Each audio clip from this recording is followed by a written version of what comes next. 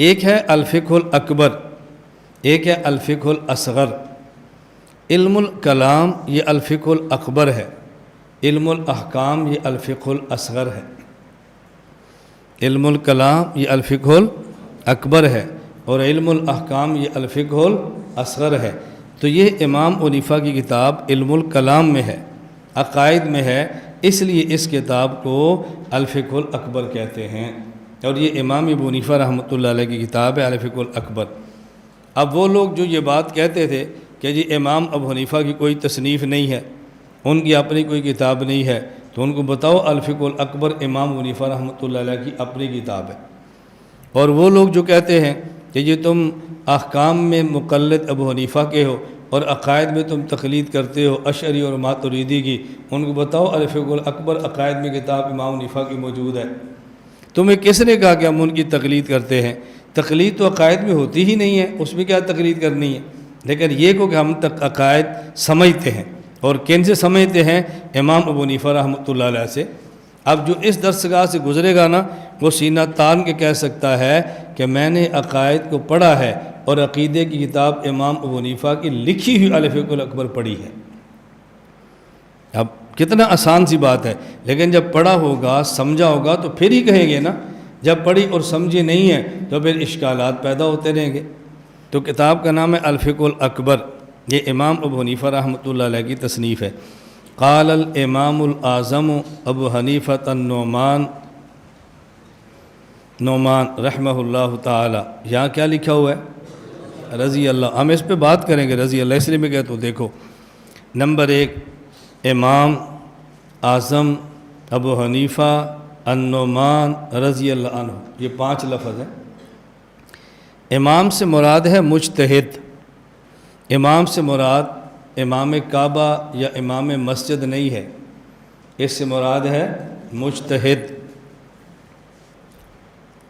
رسول اکرم صلی اللہ علیہ وسلم کی امت میں مجتہدین کئی آئے ہیں، ہم ان میں جس امام کی تقلید کرتے ہیں وہ نعمان بن ثابت ہیں۔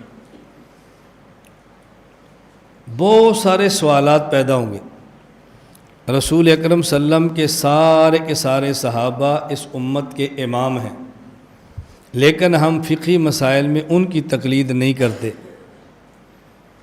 صحابہ کرام کے بعد تابعین میں بہت اکابر تھے، امت کے امام ہیں، ہم ان کی تقلید نہیں کرتے۔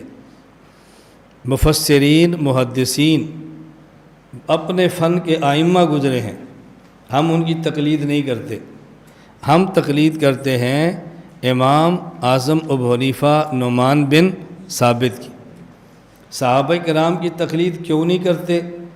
یہ سوال وہ کرتا ہے جس کو تقلید کا معنی نہیں آتا، اور جواب وہ نہیں دے سکتا جس کو تقلید کا معنی نہیں آتا۔ اس لیے میں ایک جملہ کہا کرتا ہوں، اگر ہمارا مخالف سمجھتا اعتراض نہ کرتا اور ہم سمجھتے تو جواب دے لیتے، وہ نہیں سمجھتا معترض بنتا ہے، ہم نہیں سمجھتے تو جواب نہیں دے پاتے، تو دونوں کے اندر کمی ایک ہی ہے، نہ وہ سمجھا نہ ہم سمجھے۔ اب تقلید کا معنی کیا ہے؟ تقلید کسے کہتے ہیں؟ توجہ رکھیں آپ، مسائل اجتہادیہ میں غیر مجتہد کا ایسے مجتہد کے مفتہ بھی مسائل کو بلا مطالبہ دلیل مان لینا جس کا مجتہد ہونا دلیل شرعی سے ثابت ہو اور اس کا مذہب اصولاً و فروعاً مقلد کے پاس تواتر کے ساتھ پہنچا ہو، اور ایسا فرد دنیا میں سب سے پہلے ابو حنیفہ ہے۔ دنیا میں سب سے پہلے ابو حنیفہ ہے۔ 1.25 لاکھ صحابہ کرام میں سے تقلید کا منکر ایک صحابی بتا دے کہ جس کا مذہب اصولاً و فروعاً دنیا کی کسی کتاب میں مدون ہوا ہو، کسی کتاب میں۔ پہلا شخص جس کا مذہب مدون ہوا وہ کون ہے؟ ابو حنیفہ النعمان بن ثابت۔ تو الامام سے مراد ہے المجتہد۔ انہ اول من دون علم الشریعہ ورتبہ ابوابا، یہ ہے الامام ابو حنیفہ۔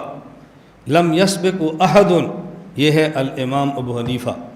تو الامام سے مراد یہ الفقہ الاکبر کے ایک لفظ سمجھو، الامام سے مراد المجتہد۔